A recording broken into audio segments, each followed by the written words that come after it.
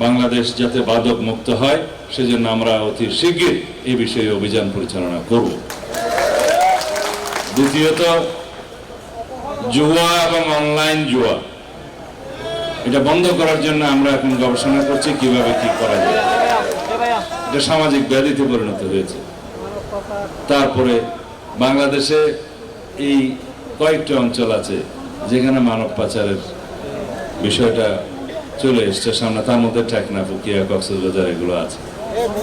মানব পাচার রোধ করার জন্য ইতিমধ্যে আমরা আইন শৃঙ্খলা বাহিনীকে আমাদের নির্দেশনা দিয়েছি যে সমস্ত পয়েন্টে এগুলো হয় এবং যেখানে যেখানে যায় সে সমস্ত বিষয়গুলো তারা পরীক্ষা নিরীক্ষা করে একদম অর্গানাইজড ওয়েতে খুব সুশৃঙ্খলভাবে তারা নামবে।